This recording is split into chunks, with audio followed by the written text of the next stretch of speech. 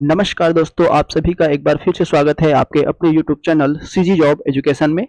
आज जो है लेवल 3 का एग्जाम हुआ, जिसके गणित विषय का आज जो है हम डिटेल एनालिसिस देखेंगे कि कैसे कौन-कौन से इसके जो है संभावित मॉडल आंसर रहेंगे। चलिए शुरू करते हैं। ये आपके लेवल 3 का जो एग्जाम हुआ था मैथ्स का, ठीक है, इसके संभावित कौन-कौन से आंसर हो सकते हैं इस पर हम चर्चा करेंगे। मैं यहाँ पे स्टेट बी को जो है ले रहा हूँ, ठीक है। आप अपने हिसाब से सेट को देख लीजिएगा, कौन सा सेट आपका मिला था उस हिसाब से जो है अपना आंसर टिक कर लीजिएगा, ठीक है। चलिए, पहला क्वेश्चन यहाँ पे 81 नंबर दिया हुआ है। यदि एक वर्ग की सभी भुजाओं में 25% की वृद्धि कर दी जाए तो उसके क्षेत्रफल में कितने प्रतिशत की वृद्धि हो जाती है, ठीक है। वर्ग की सभी भुजाओं में 25% की वृद्धि करना है, मतलब ए रहती है वर्ग की भुजा, उसमें जो है अपने को 25% की वृद्धि करना है, मतलब 125% हो जाएगा, ठीक है। तो उसके क्षेत्रफल में कितनी वृद्धि होगी ये अपने को बतानी है। तो जब इसको हम सरल करते हैं, क्वेश्चन नंबर 81 का जो हमारा आंसर है ये आता है 56.25, ठीक है। इसको जब सरल करेंगे तो हमारा आंसर निकल के आता है 56.25। ध्यान रखेंगे। क्वेश्चन नंबर 82 देखते हैं। क्वेश्चन नंबर 82, पेंट की लागत 36 रुपए प्रति किलोग्राम है। 2.5 मीटर भुजा वाले घन को बाहर से पेंट करने में कितना खर्च आएगा यदि 1 किलोग्राम पेंट में 1.5 मीटर स्क्वायर सतह को पेंट जो है किया जा सकता है, ठीक है। इसका डिटेल एनालिसिस अपन देखेंगे, अभी आप केवल संभावित उत्तर को देखिए और अपना मैच करिएगा। 82 का हमारा सही आंसर हो जाएगा डी ऑप्शन 900, ठीक है। 900 रुपए की हमको जो है जरूरत पड़ेगी, 900 रुपए खर्च जो है लागत जो है आएगी।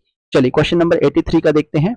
ए अकेला एक काम को 16 दिनों में, बी अकेला उसी काम को 12 दिनों में कर सकता है। ए से जो है शुरुआत करके यदि दोनों एक दिन छोड़ करके कार्य करते हैं तो वह कितने समय में पूर्ण होगा, ठीक है। ए का जो है 16 दिन है, बी का जो है 12 दिन है। तो सबसे पहले आप उसकी कार्य क्षमता निकालिए।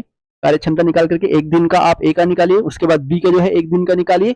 इसी तरीके से आगे बढ़ते जाइए, फिर अंत में आपको जो है इसका जो कार्य पूर्ण होगा उसका कितने दिन में पूर्ण होगा। तो 83 का हमारा करेक्ट आंसर हो जाएगा डी ऑप्शन 13 सही 3/4 दिन, ठीक है। चलिए आगे बढ़ते हैं। Question number 84। क्वेश्चन नंबर 84 ये थोड़ा सा मुझे डाउट क्वेश्चन लगा, है ना।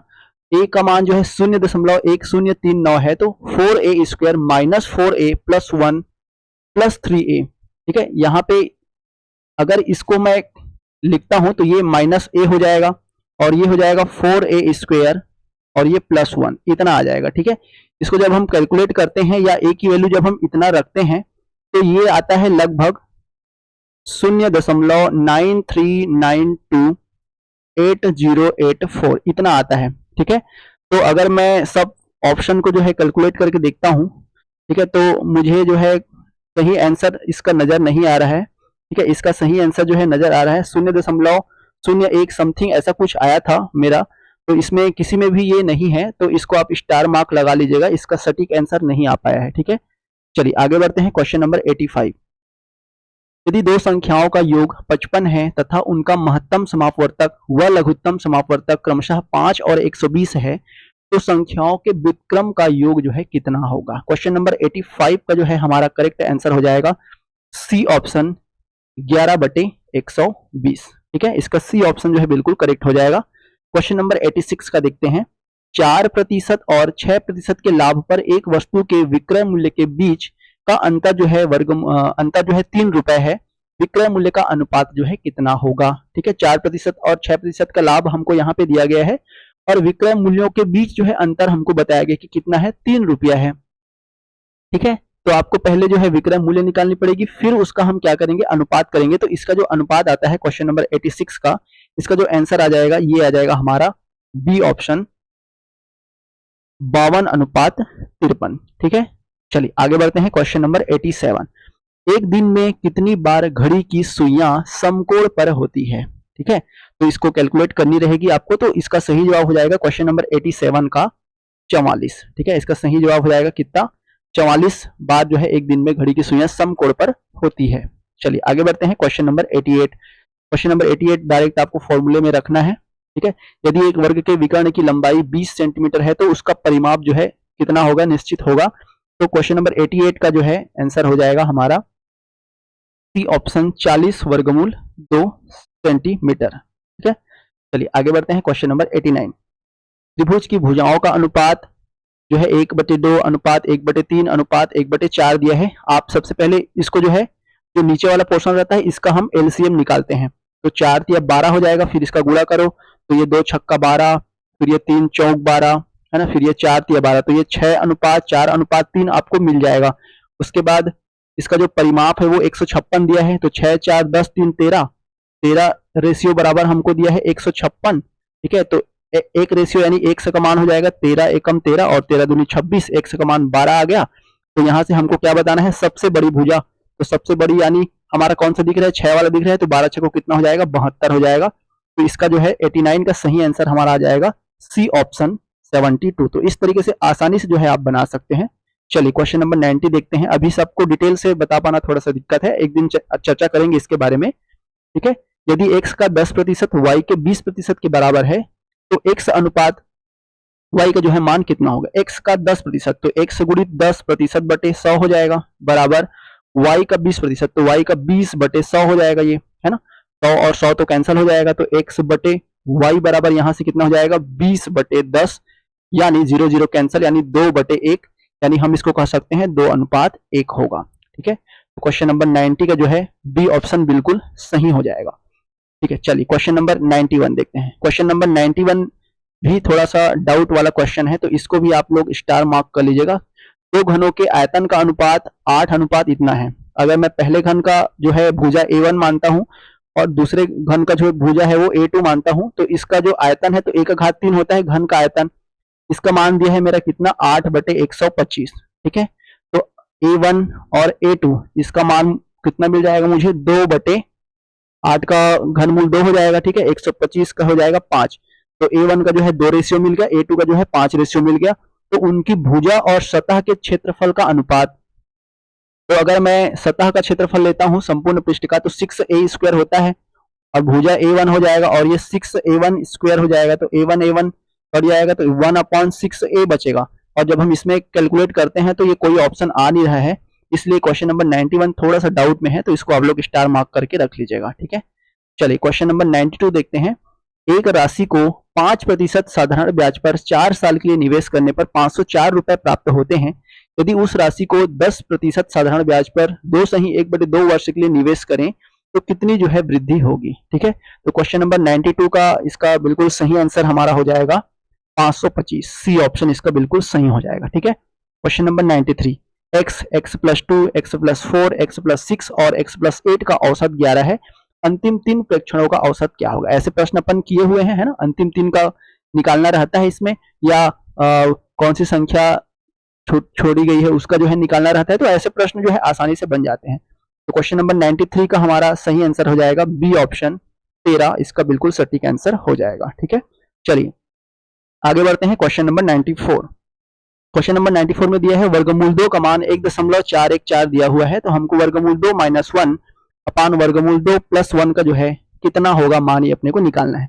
तो ऐसे प्रश्नों को हम कैसे करते हैं, ऐसे प्रश्नों को हम सबसे पहले जो हम अपने को दिया गया है उसमें नीचे वाली संख्या का हम क्या करते हैं, जो नीचे वाली संख्या दिया हुआ है प्लस में, ये माइनस में दिया हुआ है ना।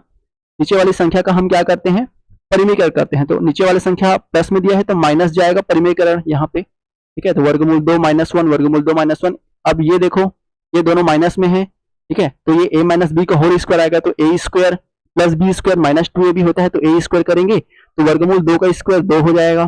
ठीक है, उसके बाद प्लस b² यानी 1 का स्क्वायर 1 ही हो जाएगा, -2ab तो 2 वर्गमूल क्या हो जाएगा, 2 हो जाएगा। नीचे में देखो a + b और a - b है ना, तो इसका a² - b² होता है। तो एक जगह वर्गमूल 2 है तो 2 का वर्गमूल 2 का स्क्वायर करेंगे तो 2 आ जाएगा, माइनस b² का 1 है तो 1 आ जाएगा। इसको सरल करेंगे तो 2 और 1 3 हो जाएगा, 3 - 2 वर्गमूल 2 आ जाएगा, पूरे का बटे 2 - 1 करेंगे तो 1 ही आएगा, यानी इसका आ गया 3 - 2 वर्गमूल 2।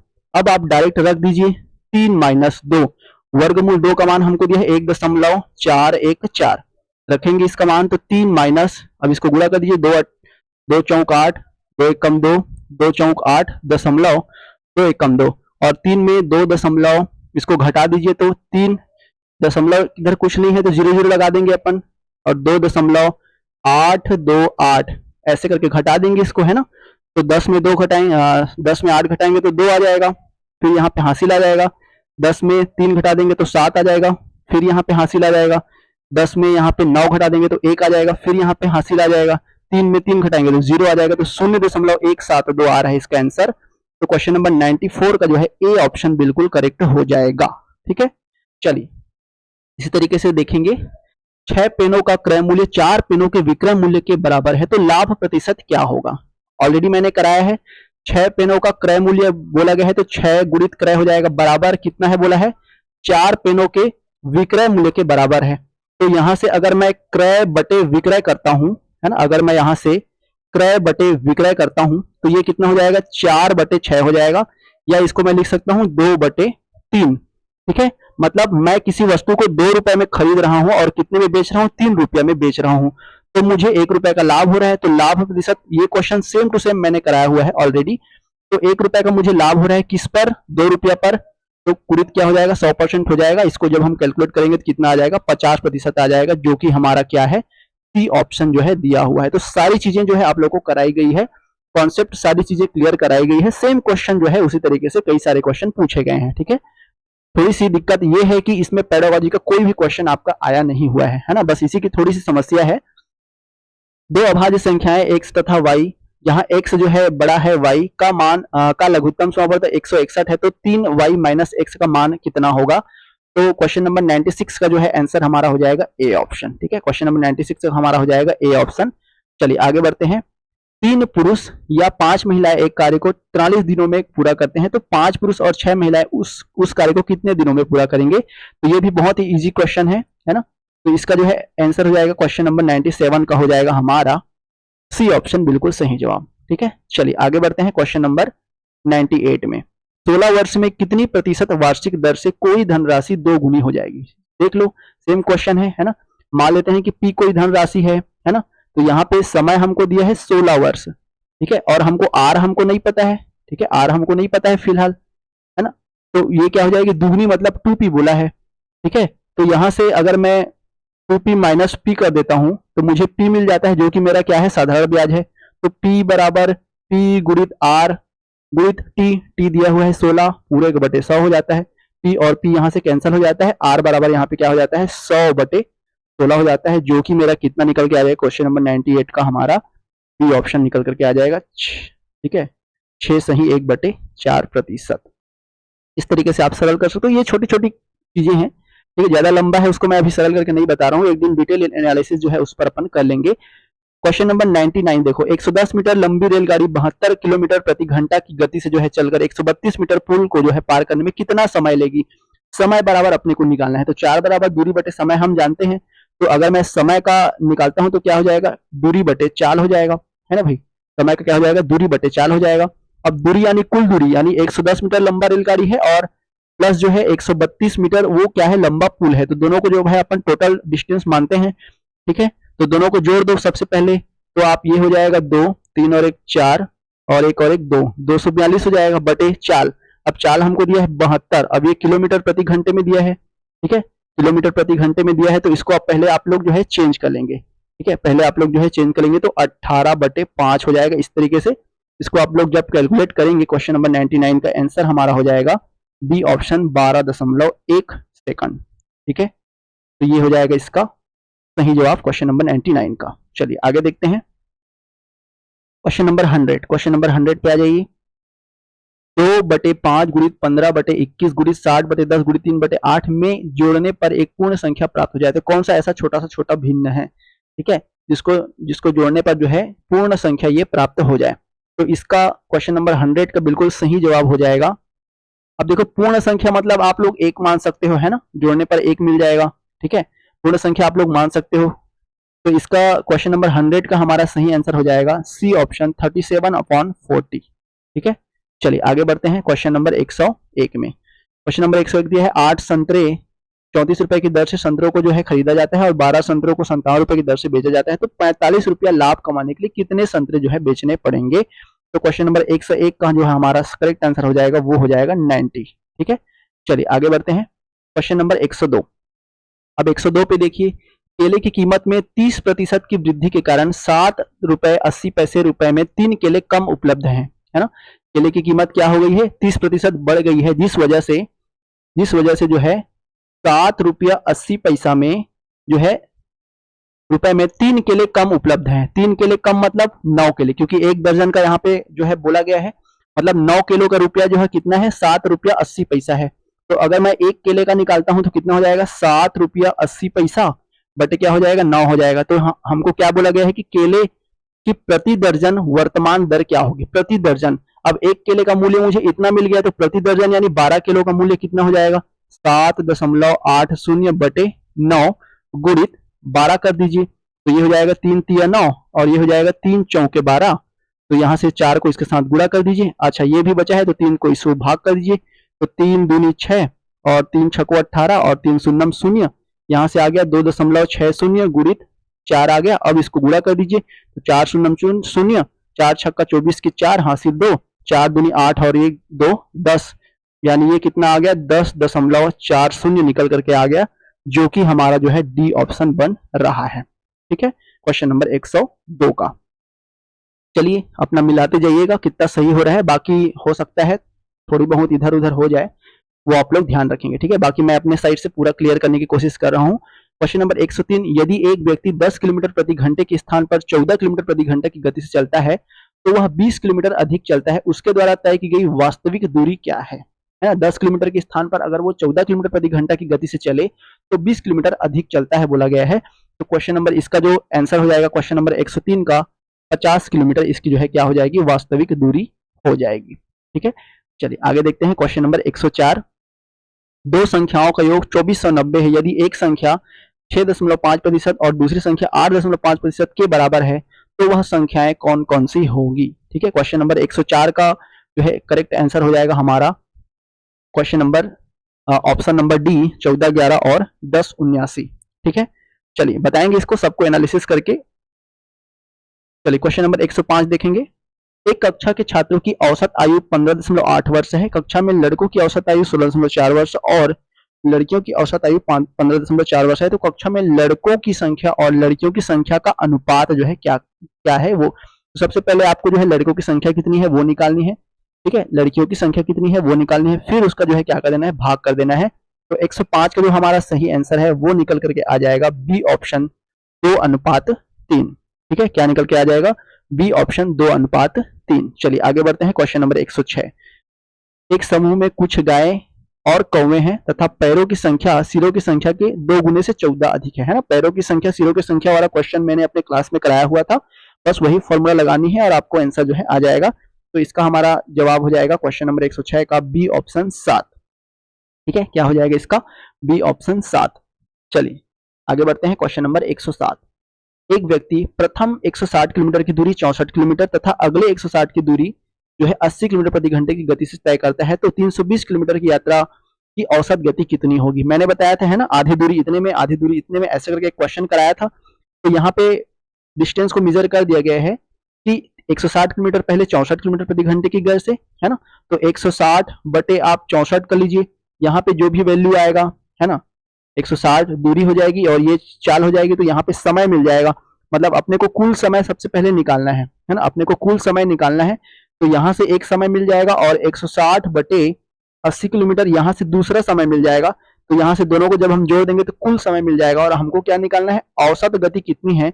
तो औसत गति यहाँ से हम कैसे निकाल लेंगे, औसत गति हम यहाँ से निकाल लेंगे कुल दूरी बटे कुल समय। ठीक है, कैसे निकाल लेंगे, कुल दूरी बटे कुल समय, जो कि हम यहां से निकालेंगे कुल समय और कुल दूरी हमको दिया गया है 320 किलोमीटर। डायरेक्ट जो है आपका आंसर निकल करके आ जाएगा, जो कि होगा हमारा 107 का सी ऑप्शन 71.11 किलोमीटर प्रति घंटा। ठीक है, चलिए क्वेश्चन नंबर 108, निम्नलिखित में से कौन सा अवरोही क्रम में है। ठीक है, आरोही क्रम, अवरोही क्रम, इसमें थोड़ी सी दिक्कत रहती है। ठीक है, आरोही क्रम मतलब होता है बढ़ते क्रम, अवरोही क्रम मतलब होता है घटते क्रम। घटते क्रम मतलब सबसे बड़े को अपने को पहले लिखना है। तो सबसे पहले आप क्या करेंगे, इनका अंतर देखेंगे। अंतर वाला मैंने बताया था है ना, तो इन दोनों में अंतर 4 का है। ठीक है, इन दोनों में अंतर भी हमारा 4 का है। फिर इसमें अंतर हमारा कितना है, 7 का है अंतर। ठीक है, फिर इसमें भी हमारा कितना है, 6 का अंतर है। ठीक है, तो फिर इन अंतरों को मैं क्या निकालता हूँ, एलसीएम निकालता हूँ। तो एलसीएम आप निकालिए जो भी आएगा, उसके बाद इसको जो है अपने को क्या करना है, गुणा करना रहता है। जो भी एलसीएम आएगा उसको नीचे से अपन उसको उतना कैलकुलेट करेंगे, उतना ही संख्या ऊपर से भी गुणा करेंगे। तो इस तरीके से जब आप इसको बनाते हुए जाएंगे तो 108 का जो करेक्ट आंसर है वो निकल करके आएगा हमारा डी ऑप्शन, 11/17, 7/11, 5/9 और 8/15। तो इसका डी ऑप्शन जो है बिल्कुल करेक्ट हो जाएगा। ठीक है, चलिए क्वेश्चन नंबर 109 देखते हैं। क्वेश्चन नंबर 109 देखते हैं, देख लो, बहुत ही सरल क्वेश्चन है ना, कुछ भी इसमें अलग चीजें करने की जरूरत नहीं है। देखो यहां तक एक संख्या है और यहां तक एक संख्या है। अब इसमें दशमलव काउंट करिए। दशमलव काउंट करने के लिए मैं बोला था 1 2 3 4 5 6 7 8 9। ठीक है, टोटल 9 अंक है दशमलव के बाद। अब मैंने जब दशमलव हटा देता हूं तो यहाँ पे ये 8 हो जाएगा, ये हो जाएगा 1 पूरी, ये हो जाएगा 72। ठीक है, कितने दशमलव है टोटल? इसमें 9 है ऊपर में। अब इसमें देखो 1 2 3 4 5 6, टोटल इसमें कितने हैं? नीचे में 6 है दशमलव, है ना। अब इसको भी जब मैं हटा देता हूं तो 12 गुणित कितना बच जाता है? 4 बच जाता है। अब ये 6 है ऊपर में दशमलव और नीचे में क्या है? ऊपर में 9 है, नीचे में 6 है। तो इसको जब हम कर देंगे तो जो है मेरा कितना बचेगा? ऊपर में केवल 3 ही बचेगा, 3 अंकों के बाद दशमलव बचेगा। और जब 3 अंकों के बाद दशमलव ऊपर में रहता है तो नीचे में उसको हम क्या करते हैं? गुणा करते हैं। तो नीचे में 1000 का गुणा और कर दीजिए, बस हो गया ये। अब यहाँ से 4 4 दूनी 8 और ये 12 छक्को 72 और ये 6 दूनी 12 हो गया। 12 बटे कितना हो जाएगा? यहाँ से 1000 हो जाएगा। मतलब 1000 मतलब 3 ठो जीरो लगा है यहाँ पे, मतलब 3 अंकों के पहले दशमलव लगेगा तो यहाँ पे दशमलव आ जाएगा, इसलिए इसका आंसर हो जाएगा 0.012, यानी 109 का ए ऑप्शन मेरा बिल्कुल सही हो जाएगा। तो ऐसे प्रश्नों को इस तरीके से दशमलव काउंट करके बनाते हैं, जो कि मैंने ऑलरेडी पढ़ाया हुआ है ना। ये देखो क्वेश्चन नंबर 110। ठीक है, इसको मैंने कैसे बताया था? ये जो है इस तरीके से प्रश्न रहता है। ठीक है, तो जिनके ऊपर बार लगा रहता है वो 99 हो जाता है, तो ये 9/99 हो जाएगा। उसके बाद गुणा लगा है, अब ये 7 है। अब इसको थोड़ा सा आपको देखना है ना। अब ये 7 को आप अलग कर लो, ये 3, ये हो जाएगा 3/9 हो जाएगा। ठीक है, तो इस तरीके से आप इसको जो है हल करेंगे। 9 7 63 64 65 66, ये 66/9 हो जाएगा। तो ऐसे करके आप इसको सरल कर सकते हैं। दोनों दोनों कट गया और ये 66/9 लगा हुआ है, यानी मैं इसको लिख सकता हूँ 0.66 का बार। ठीक है, या इसको 0.6 का बार भी लिख सकता हूँ, क्योंकि दोनों चीजें बार बार आती रहेगी। तो यहाँ से ए ऑप्शन इसका जो है बिल्कुल करेक्ट हो जाएगा क्वेश्चन नंबर 110 का। ठीक है, इतना सरल है, एक एक लाइन में जो है आपका इसका जो है आते रहता है आंसर। ठीक है दोस्तों, तो कुछ इस तरीके से जो है आज हमने सभी प्रश्नों को एनालिसिस करने की कोशिश किया है। आई होप सबको सही चीजें, सारी चीजें सही लगा होगा। अपना आंसर मैच कर लीजिएगा और कितना आएगा वो कमेंट बॉक्स में बता दीजिएगा। ठीक है, धन्यवाद सभी को, थैंक यू।